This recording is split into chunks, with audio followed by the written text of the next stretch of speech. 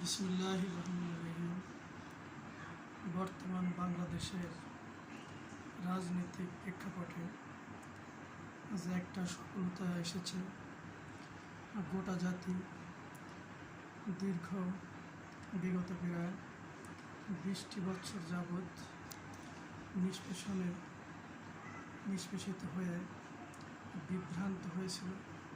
সেই জাতিকে একটা জান্তার হাত থেকে ছাত্র জনতা তাদের আন্দোলনের মাধ্যমে এই বৈষম্য বৃদ্ধি ছাত্র আন্দোলন নামে খ্যাত এবং পরিচিত।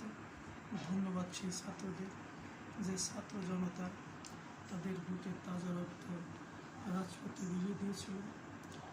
তখন থেকেই এই স্বৈরাচারী ফ্যাসিবাদী সরকার শেখ হাসিনার পতনের পথ উন্মুক্ত হয়েছিল।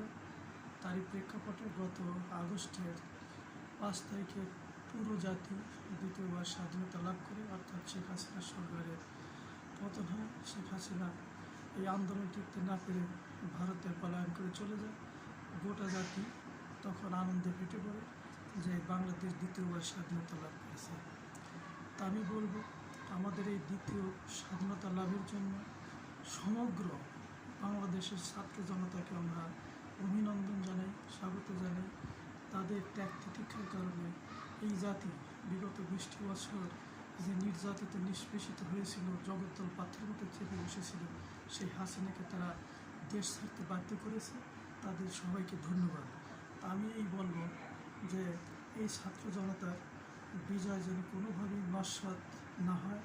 এর যে সফলতা, যে অর্জন, এটা যেন আমরা কাজে লাগিয়ে ভবিষ্যতে একটা ভালো সরকার, জনগণের নির্বাচিত সরকার আমরা ক্ষমতা এনে দেশকে পুনর্গঠন করতে পারি এবং বিশ্বের কাছে আমরা উন্নত সেরে আমাদের দেশকে উন্নত রাখতে পারি এবং আমাদের দেশকে আমরা সত্যিকারের সোনার বাংলাদেশ হিসেবে গড়ে তুলতে পারি।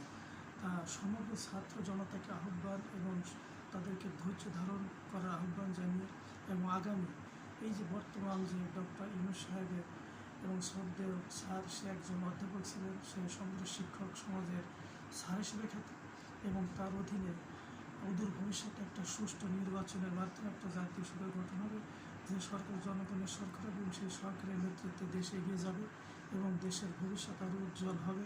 দেশের ভবিষ্যৎ উজ্জ্বল কামনা করে ছাত্র জনতাকে অভিনন্দন, ধন্যবাদ জানিয়ে তাদের ভবিষ্যৎ জীবন সার্থক কামনা করে আমি আমার সংক্ষিপ্ত বক্তব্য এখানে শেষ করছি। আসসালামু আলাইকুম ওয়া রাহমাতুল্লাহি ওয়া বারাকাতুহু।